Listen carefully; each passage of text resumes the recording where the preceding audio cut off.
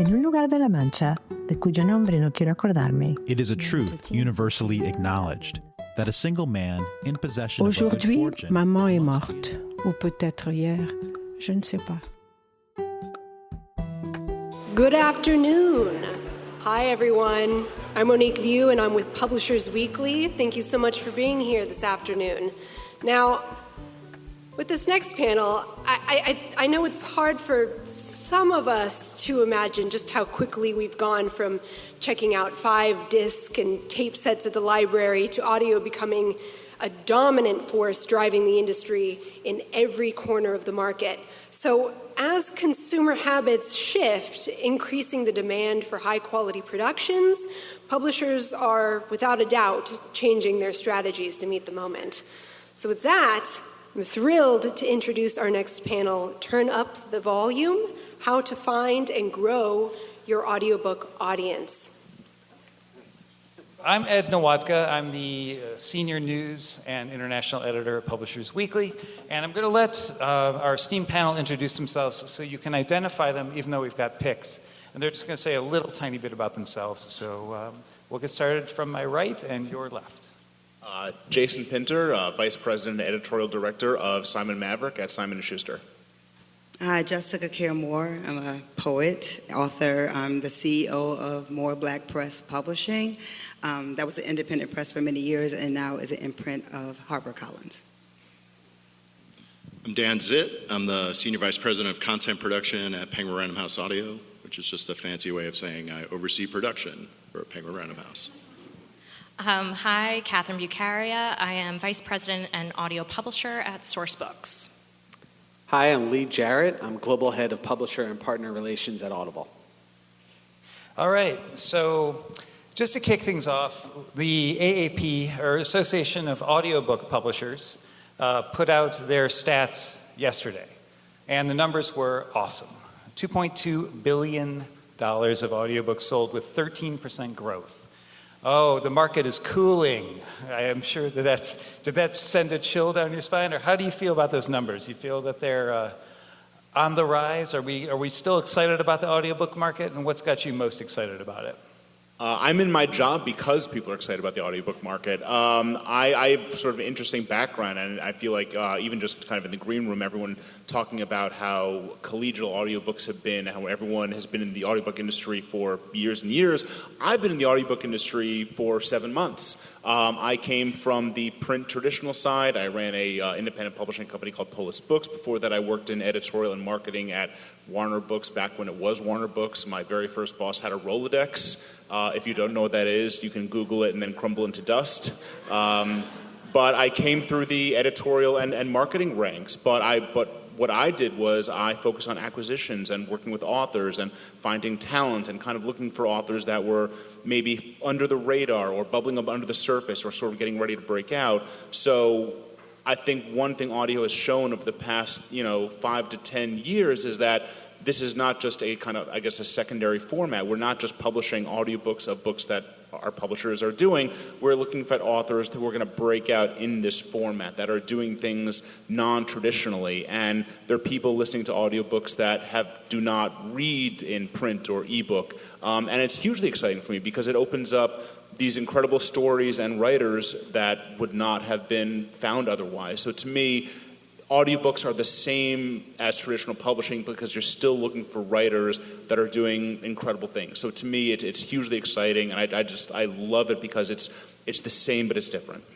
Jessica, you've been nodding your head through I that whole love everything he's saying. I'm excited because More Black Press, I press with my agent and my partner, Regina Brooks, is that's exactly what we're doing with the authors in our press. And I came into publishing a different kind of way because I'm a poet and I make a living actually with my voice and speaking on microphones and speaking the things that I write into existence to audiences.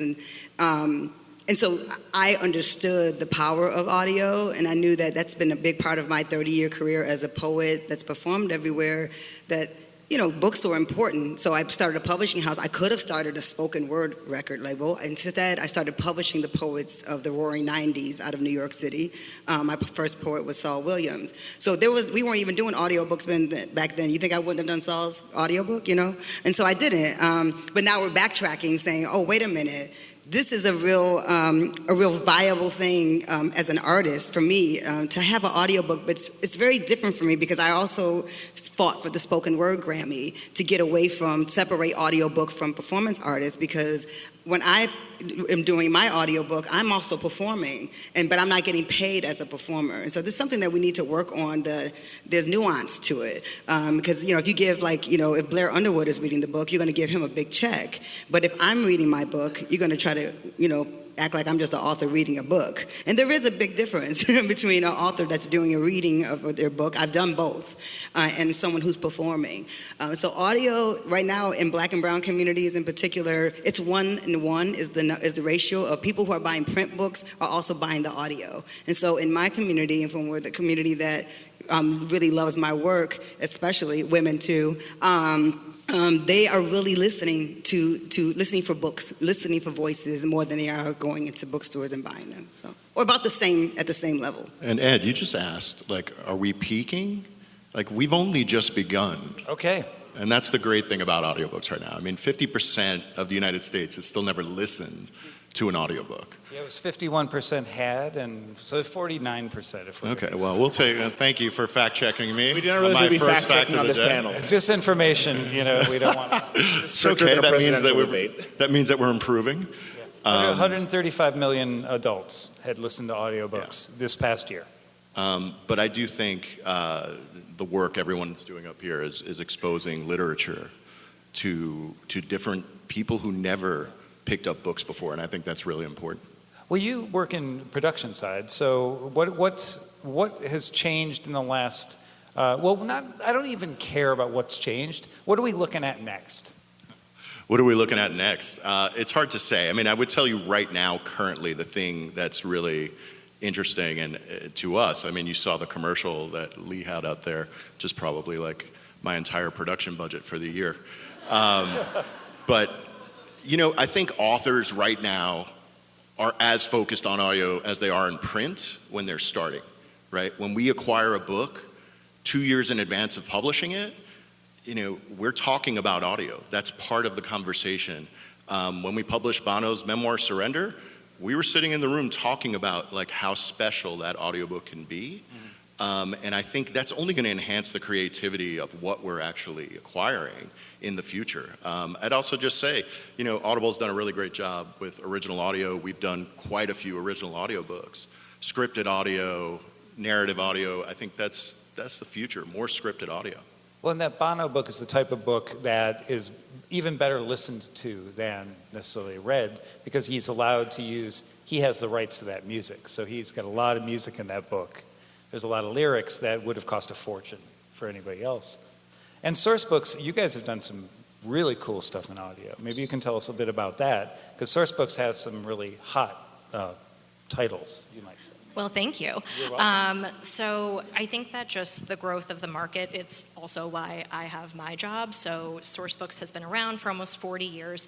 All of our content was making it into audio. It was just going through outside audio publishers. So knowing that we wanted to really create a cohesive experience for our authors, they were like, we need to start doing this in-house. So that's what we've been launching for the past 6 months.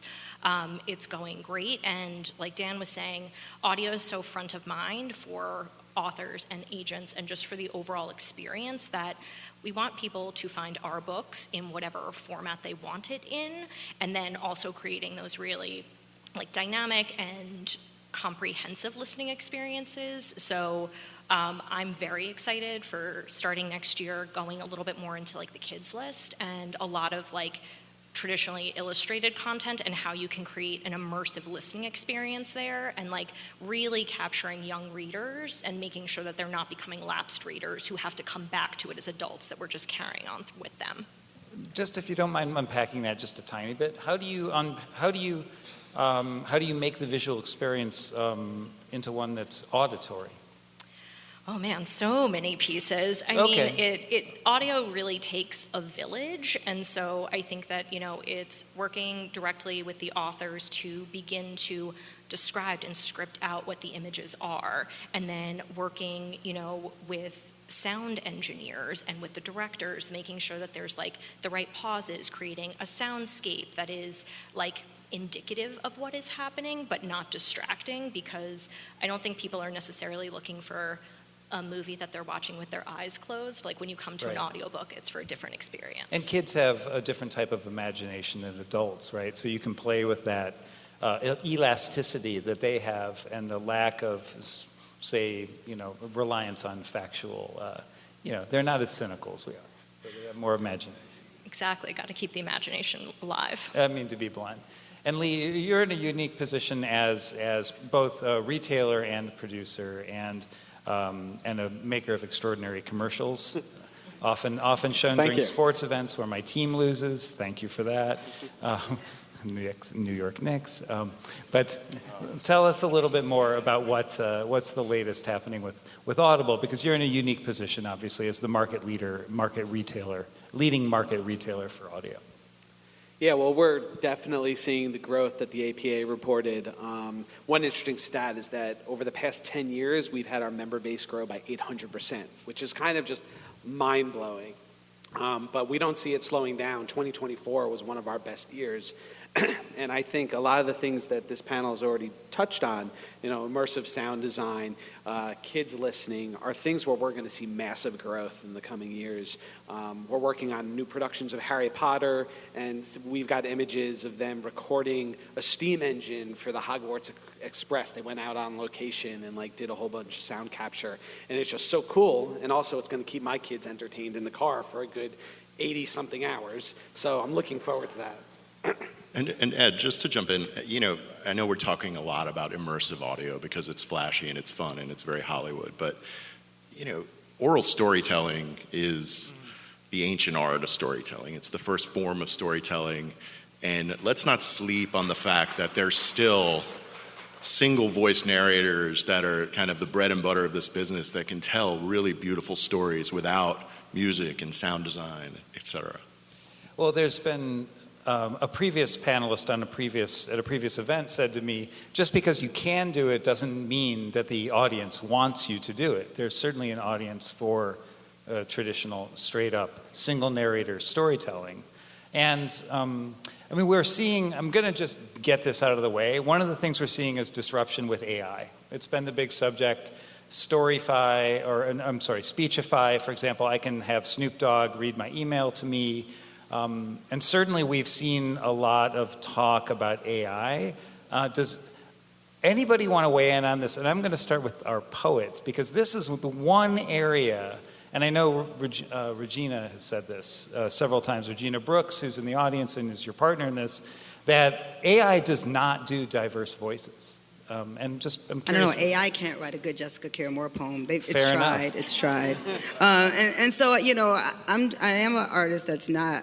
I'm trying to not be afraid of AI. I was at the AI panel earlier, and for creatives, it is a scary space. And I think that what we have to do is just kind of get involved because AI is not going anywhere, unfortunately, even though there are some environmental things that are in question right now when it comes to AI and the space is taking up to make these AI things keep going.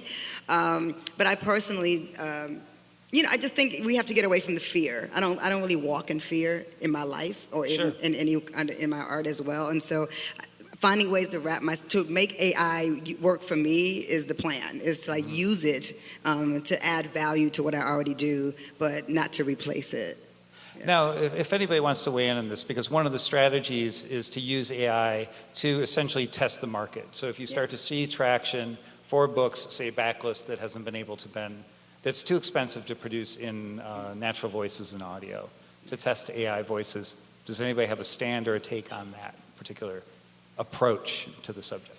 I mean, I've always said, and I'm looking at Lee because he can talk about AI, I think, in great detail, given the announcement last week. But I think one of the things that has come up in my career over the last 7 years when AI companies have come to talk to us about AI voice, I said, where were you guys 25 years ago when we were struggling to produce thousands of audiobooks in our backlist, and now there is no backlist. We've produced everything with a human voice, and frankly, I wouldn't want to replace that in the future.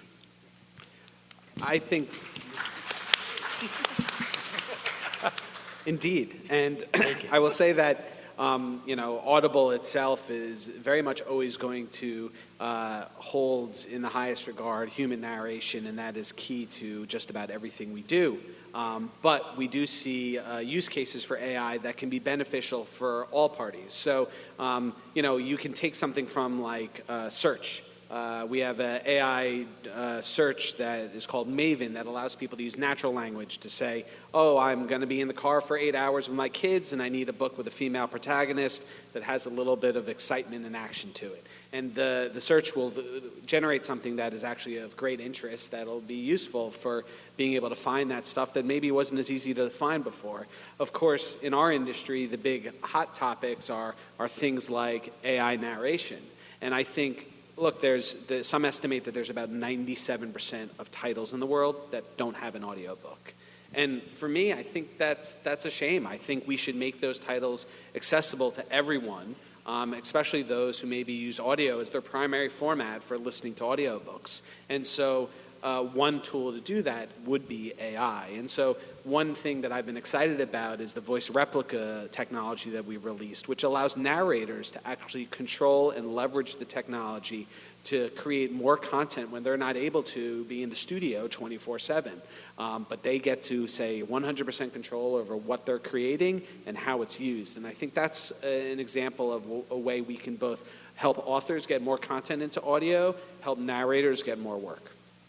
I think there's also some really good examples recently of AI technology being leveraged, similar to what Lee is talking about. For Melania's book? No. Oh, sorry. No.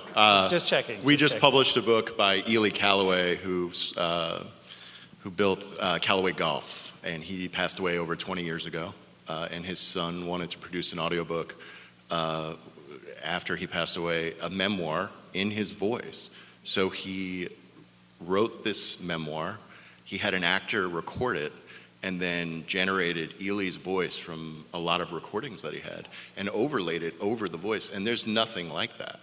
Being able to hear Ely Callaway tell his story 20 years after he's passed on, I think that's a really creative, interesting way of leveraging. Well, that was the first thing I thought about with Audible's announcement, that what's the chance that we're going to hear an audio version of Hemingway doing Hemingway, or Eliot doing Eliot, or whomever we have, Churchill doing Churchill. I'm only thinking of male examples because that's what come to mind, and I apologize about that. But yeah, I mean, I think it's going to be much more prevalent. Maya Angelou doing Maya Angelou, but she's still with us. Yeah, Tony doing Tony. So I mean, I would say, so I work with a lot of authors who are coming from the independent or self-published and hybrid spaces, and there's a huge concern in that community that a lot of these people came from non-traditional sides. They scratched and clawed and found readerships and built readerships, whether it's in print or ebook. Sometimes they've done audio on their own.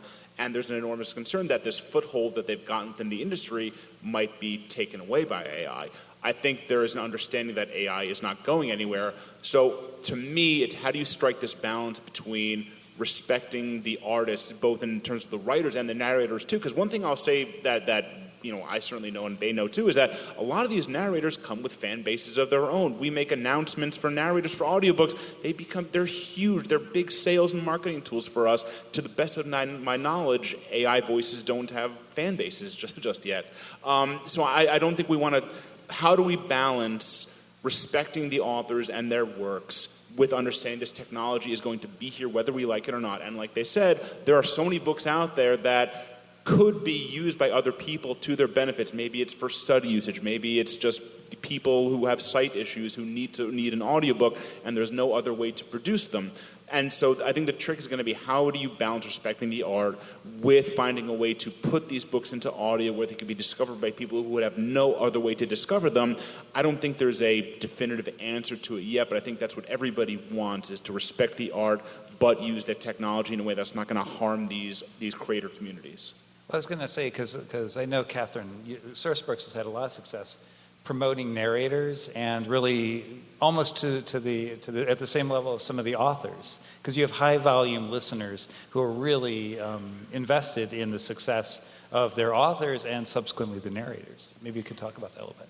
Yeah, absolutely. We had a really fun test case recently, a book that came out a few weeks ago, The Conditions of Will by Jessa Hastings. The author had a very specific voice in her head. I think we sent her 200 samples, and she was like, no, that's not it, that's not it. And she was like, do you know what? I have this huge platform. She put out a call and was like, anyone love my books that you think that you can embody this character?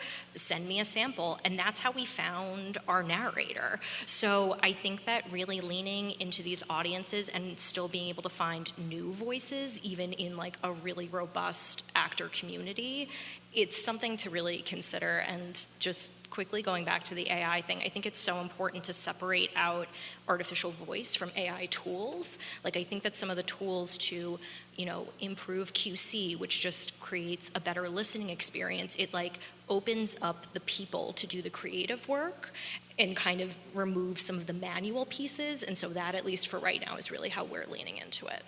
Yeah, doing re-records and spot corrections and all of that is much more fluid with AI tools for sure. Can we talk? One of the other areas that we can talk about, and I'm curious, maybe Lee and yourself can address this, is about cannibalization. There was always that concern that the growth for every book that was sold as audio was not a print book sold. I think, Lee, you can, since the relationship is so direct with Amazon, as a print retailer, how would you guys address this internally? Are there conversations about this? Is there a relationship with the other company? Yeah, well, luckily, I would say in recent years, like all my publishing partners who I work with, they understand that there really is no cannibalization. Something like 79% of people who listen to audiobooks also read ebooks or p-books. And so we think it's a very healthy overall industry where people who are listening more actually read more and they benefit each other.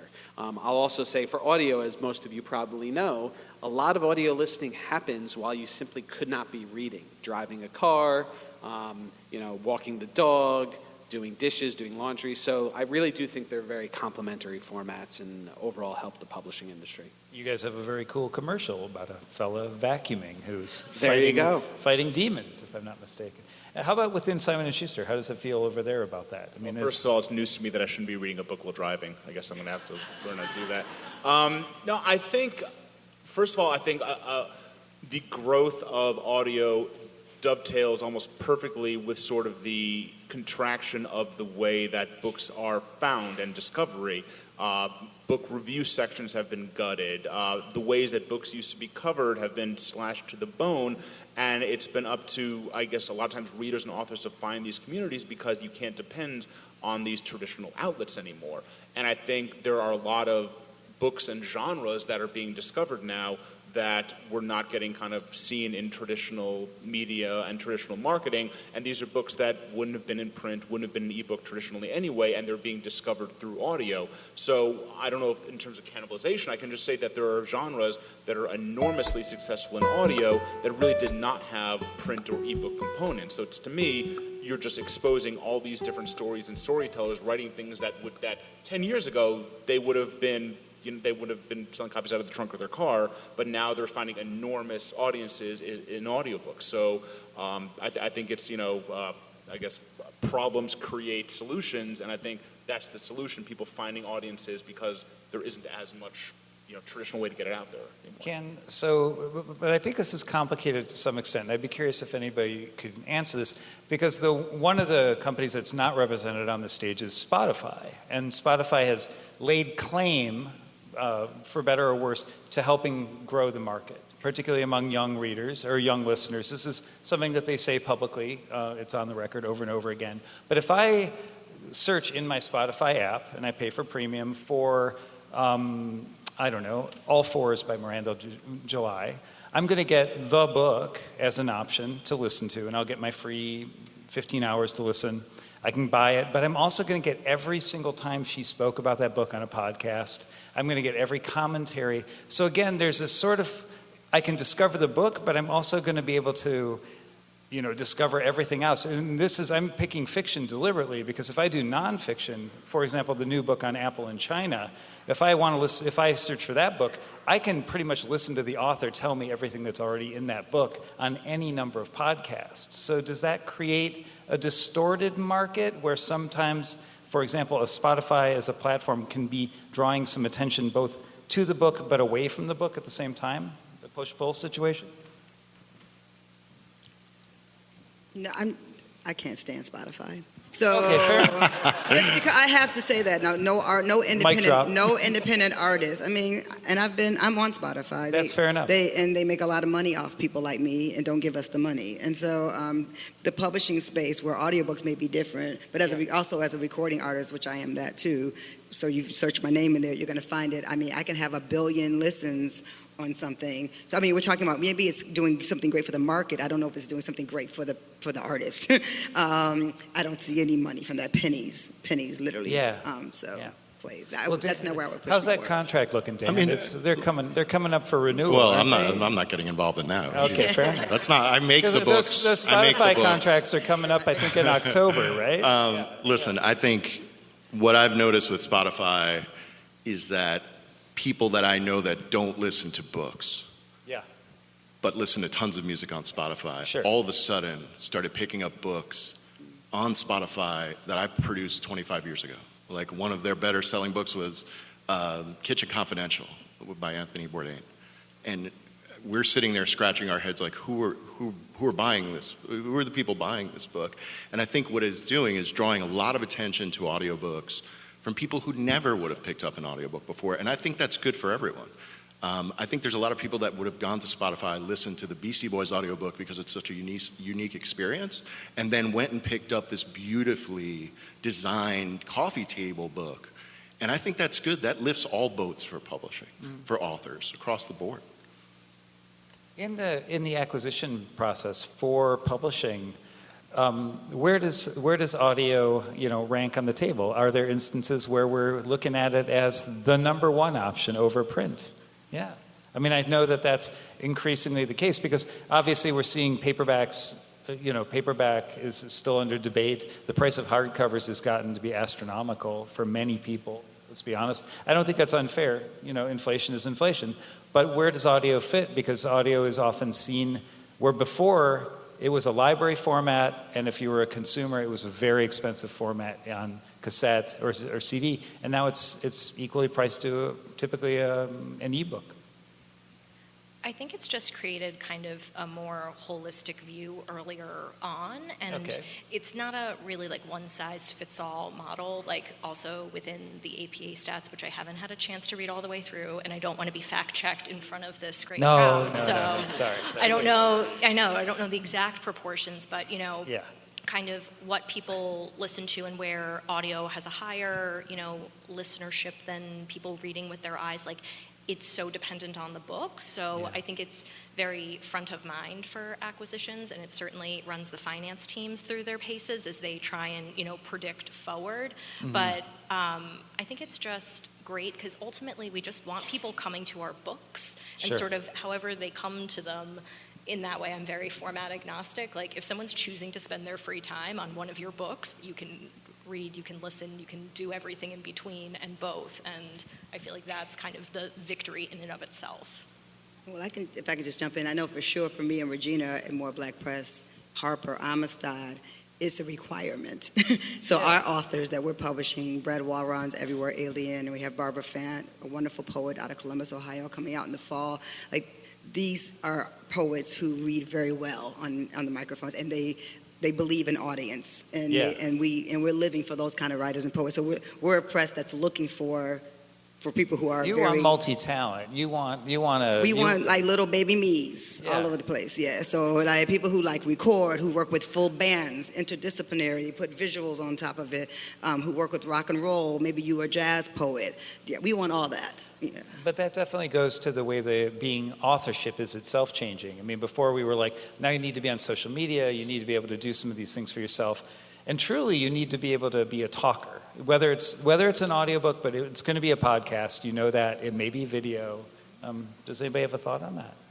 I mean, I'm just going to say, Jason Reynolds, we just finished a very immersive audio thing, and a few years ago we were doing a speaking engagement in a library, and I remember him saying that he was a reluctant reader growing up, and the idea that a kid can pick up an audiobook and that can bloom this kind of love for reading and storytelling is really important. Like, as Catherine said, giving consumers and kids access to our titles in any way they want to read them or listen to them is really important.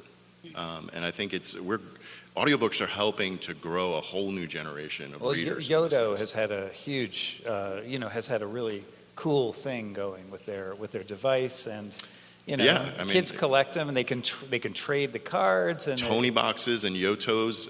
One of the biggest challenges in our industry has always been like, where does children's audio fit? It's really hard to merchandise that, to sell that. You can't. It's hard to find it. And by the way, parents have to buy it for their kids. These boxes are really helping bring along a whole new generation of readers. Lee, how do you merchandise children's audio? Well, I would say kids is really an up-and-coming area. In Q4, we launched Kids Profiles, and we had 22% growth in kids listening in just that period. So it was very exciting, and I think it truly is a great way to introduce young readers and listeners to a whole entire new world and format. And I think the expansion of offerings is really playing a role in that. And what I mean is, before we were very much credit-based, and so people would have to spend their $14.95 credit on a title, and often a kid's title, which is much shorter, they maybe wouldn't want to do that. But now we have all these different models, whether it's all you can listen, cash purchasing, or what have you. It provides a much more easy opportunity for parents to say, you know what, I'm going to get my kids involved in their Audible listening. I think animation is a big part of children's. I have my children's books coming out on June 24th. Your Crown Shines, go get it. But I had my son produce music for the audiobook. My son is 18, shout out to King. And I actually had a friend of mine animate the pages. Dare Coulter beautifully, illustrated the book. And I'm working with Dare to try to convince her to allow me to animate the entire book. Because in the tour I'm doing, I feel like I'm Pippi Longstocking or Mother Goose or some shit, but I cannot wait to get in front of kids. But I'm producing my children's event, like multimedia shows with a DJ, with balloons, with stickers. They're gonna make crowns. There's gonna be craft workshops. So like all the things. Can I get a ticket to this? Yes. I'm coming to Jersey. All right. Okay. Absolutely. Well, there's something less intimidating too about audio, right? If you hand a kid a book, it's like for better or worse, it feels like an obligation. You put a pair of headphones, the coolest headphones you can possibly get them, hopefully, not earbuds, but headphones. There's something that's kind of hip about that, or am I wrong? I don't know. No, you're right. I mean, and then you have to think about big can communities that don't have libraries. Like this is a real thing. You've traveled. There's spaces you go into. I've been in schools that don't really have a great library at school. There's communities that kids are not even culturally taught about going to a library and taught about the importance of book sharing, community sharing. So audio is a beautiful way to make radio is how accessible. Communities that didn't have access to schools were educated, both in the U.S. and around the world. I mean, it's great for families too. I have an 8-year-old and a 6-year-old, and you can only listen to Taylor Swift so many times in the car before you put on an audiobook. But my kids really respond to that, and maybe they don't have the attention span that they will in a few years, but it really does for parents give you other options to kind of keep your kids entertained without just the same songs on repeat and being glued to their iPad. And as a reader, as a reader first and foremost, it's the greatest thing in the world to be able to experience that with your kids. Those are memories you're creating, right?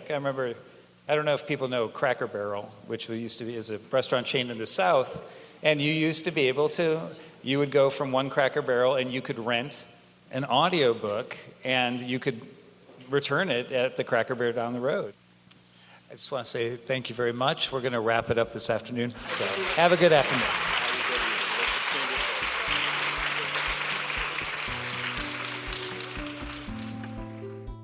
That's all for now.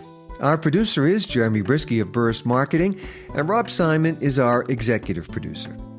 The Spoken World covers the latest news in the global audiobook market and features exclusive interviews with audio industry leaders, analysts, and innovators.